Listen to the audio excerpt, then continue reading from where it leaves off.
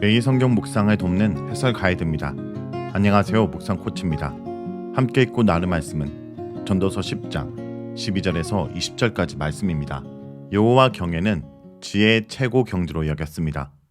지혜의 삶은 또한 단지 세상의 방식을 터득하는 출세의 방식만이 아니라 여호와를 섬기는 신앙의 길이기도 했습니다. 12절에서 20절은 지혜의 삶이 경계해야 할 우매의 길을 소상하게 소개하고 있습니다. 이런 측면에서 볼 때 전도자는 형이상학적인 지혜를 추구하는 자가 아니라 일상을 기이 여기는 실천적인 지혜자라 할 수 있습니다.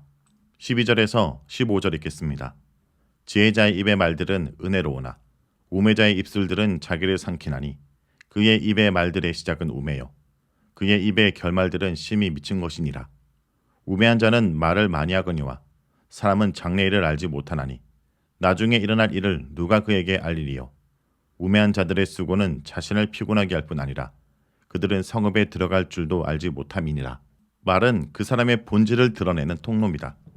전도자는 12절에서 15절에 어리석은 자의 고질병을 지적하는데 그들의 말에서 시작됩니다. 12절에서 반의적인 평협법을 사용하여 두 부류의 사람이 무엇이 다른지를 설명합니다. 지혜로운 사람은 말 때문에 다른 사람의 호감이나 덕을 보지만 어리석은 자는 자신의 말 때문에 망신을 당하게 됩니다. 지혜로운 자는 적절하고 유익한 말을 남기지만 어리석은 자는 자기 파괴적 방식으로 말을 이끌어 간다는 것입니다. 이것은 전통 지혜의 관점이 그대로 반영된 것입니다. 어리석은 자는 말의 실수로 일어나는 여러 가오를 일으킵니다. 어리석은 자들은 어리석은 것을 말할 뿐 아니라 어리석음으로 시작해서 미친 짓으로 끝난다고 합니다. 자기 말에 자신이 삼켜집니다. 이들은 너무 많이 오랫동안 말할 뿐만 아니라 근거 없이 말합니다. 저들은 본인도 알지 못하는 말을 합니다. 자칭 지혜롭다 하지만 그는 미래에 무엇이 일어날지 모릅니다. 어리석은 자의 수고는 스스로를 지치게 만들 뿐입니다. 심지어 본인이 사는 동네도 찾지 못한다며 어리석은 자를 조소합니다. 어리석은 자의 미끈한 말과는 달리 내용 없이 쏟아내는 말과 무지한 말을 꼬집고 있습니다. 지금도 말 때문에 곤욕을 치르는 이들이 너무나 많습니다. 말은 인간 내면이 구체화되고 형상화된 것으로서 말은 발설자의 인격 자체라 할 수 있습니다. 다음은 16절에서 20절 읽겠습니다. 왕은 어리고 대신은 아침부터 잔치하는 나라여 내게 하가 있도다. 왕은 귀족들의 아들이요 대신들은 취하지 아니하고 기력을 보호하려고 정한 때에 먹는 나라여 내게 복이 있도다. 게으른즉 석가래가 내려앉고 서놀러온즉 집이 새느니라. 잔치는 희락을 위하여 베푸는 것이요 포도주는 생명을 기쁘게 하는 것이나 돈은 범사에 이용되느니라. 심중에라도 왕을 저주하지 말며 침실에서라도 부자를 저주하지 말라. 공중의 새가 그 소리를 전하고 날짐승이 그 일을 전파할 것임이라. 이 부분은 부패한 사회에서 흔히 볼 수 있는 어리석은 통치자의 생활 양식을 반영합니다.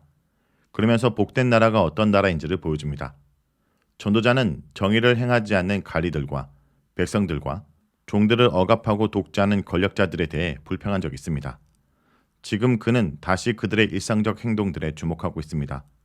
전도자가 지도자들에게 요구하는 것은 평범한 일상에서 발견되는 절제와 근면입니다. 그는 결코 파티나 즐거움을 비난하라는 것이 아닙니다.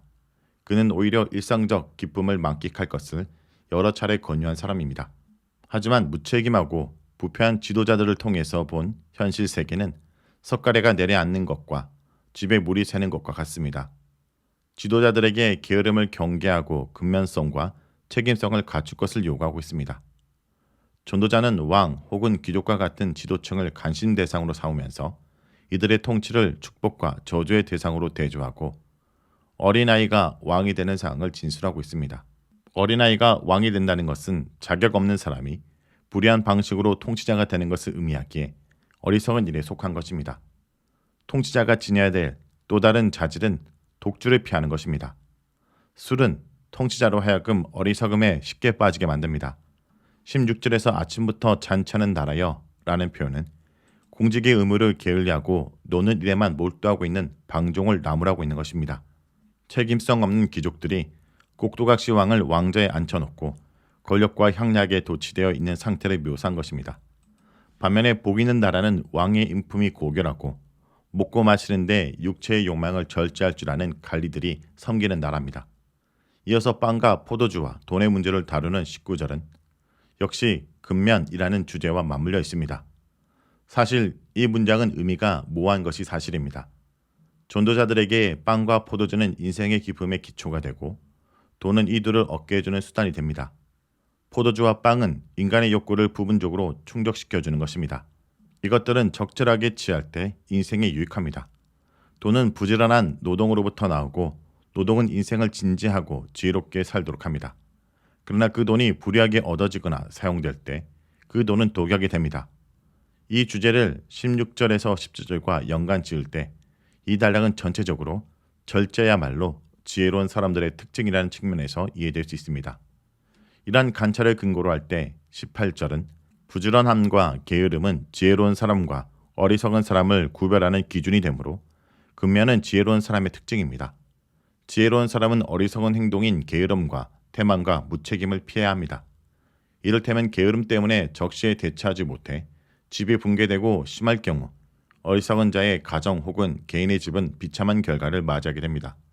이것을 다시 16절과 17절의 왕과 연결해 볼 때 18절의 집을 개인적 차원을 넘어서 왕국과 같은 국가적 범위로 확대한다면 게으름은 여기서 국가의 파멸까지 일으킬 수 있습니다.